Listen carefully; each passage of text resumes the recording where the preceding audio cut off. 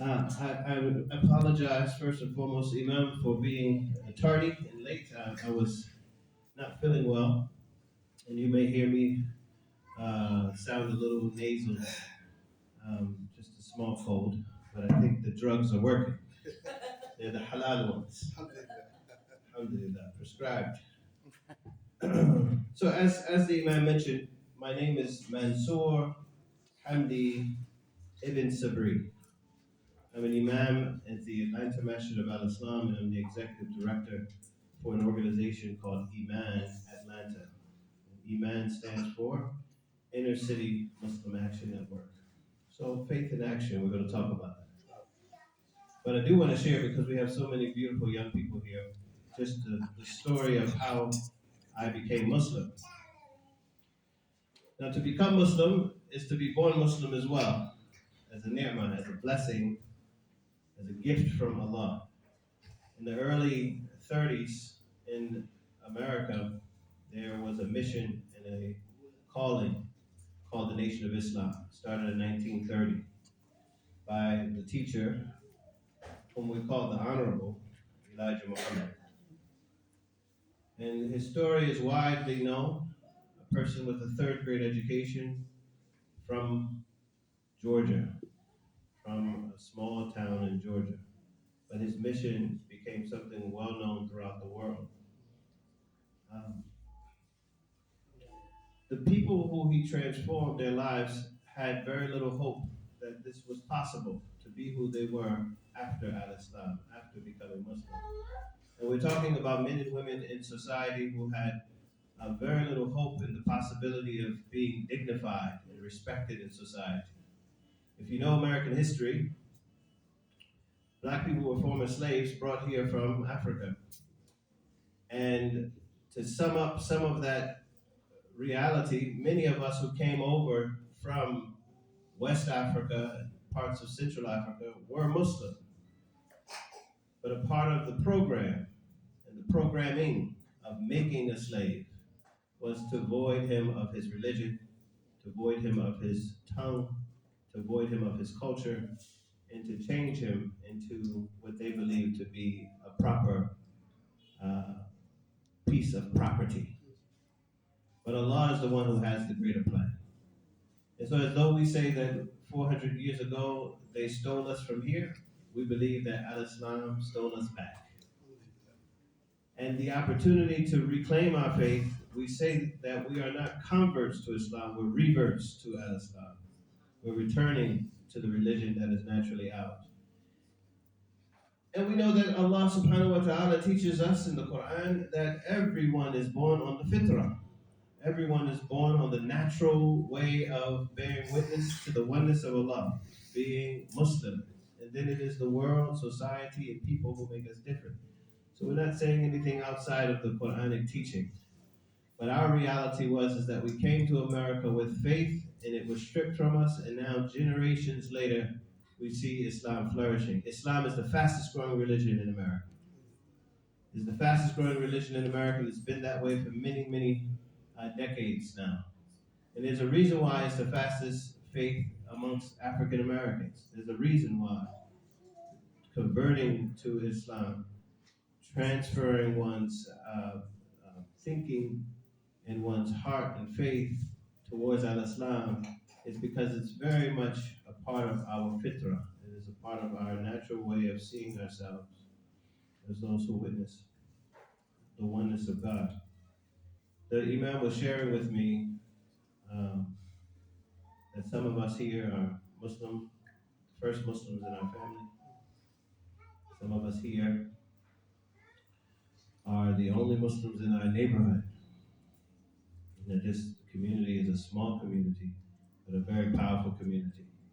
And it reminded me of where I come from. So the majority of people who are of my generation, born into Al-Islam, because our parents converted to Al-Islam, we're facing different types of challenges. But we're inspired by the fact that our parents came into Al-Islam with so much opposition. And so that opposition was one, family opposition, that the family didn't trust them anymore.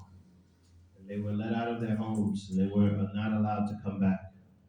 But many of them were people already dealing with deep challenges in the streets, um, having criminal life.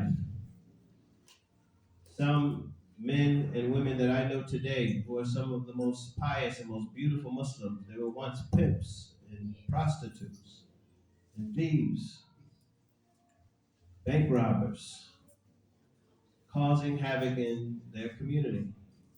And so when their parents and their community started to see them later on after becoming Muslim and studying the religion and becoming those who practiced the way of Muhammad the Prophet sallallahu alaihi wasallam, they were impressed. They were inspired. They wanted to know, what is it that changed you from John to Yahya? What made you this new person? And it is truly and clearly the teachings of our beloved Prophet Muhammad, the religion of Islam sallallahu alaihi wasallam. But it's practical. It's something that we find our religion is something very practical, that we don't put our trust in anything other than Allah. Allah is Al-Razzaq. He's the one who provides. He's the one who gives. He's the one who is the one who cares for all and the caregiver. So he gives us the people we need to care for us and the people who we should be caring for. And so community life has been the focus of our work as a ummah in the Atlanta Masjid and across the United States, is to build community life. One of the things that the Honorable Elijah Muhammad taught us was that in order for us to thrive in our society, a society that was discriminating against us, that was leaving us out with all types of laws, but more than just the law, it was the culture, the discard and disrespect the black people of America, was that we had to do for ourselves. And we came up with a slogan called Do For Self. And in that Do For Self messaging, it was to dignify yourself in how you dress and how you show up. And so a big part of your change was that you didn't dress like you used to dress. That didn't mean you had to put on a thobe per se, or put on any type of other cultural dress. It meant that you had to find the best dignified clothing that will honor you as a Muslim, that will honor you as a human being. And you would wear that and you would show up in front of your entire neighborhood and you would sell the products of the community. So the business interest after faith was something very important for us. And so to establish our own businesses began with the invention of a young woman who started making a special soup. It's called bean soup. But no one ate bean soup before. It sounds simple now. But bean soup was something new to the neighborhood, to the community, and it was something easy to make. It was made out of navy beans. And the teacher, the leader, said, make as many products as you can out of beans. They're easily accessible, come up with creative recipes. And the community started a sweet called bean pie. Anybody heard of bean pie? Raise your hand if you've heard of bean pie. So this was only known by the Muslims. So in a very short period of time, we began to know the Muslims for having bean pie. The bean pie was good, so the product you create has to taste good in order for the people to like it, in order for the people to remember you. And so the bean soup started, and from the bean soup came the bean pie. And then from the bean pie came the carrot cake. You've had carrot cake before? Carrots are all accessible. Carrots, how to make a pie, etc. But the intention was to create a product that could be sold and can dignify the community so that we can eat from our own, share that product to the rest of the world, the community, the society, and allow for us to make some money. After creating those types of products,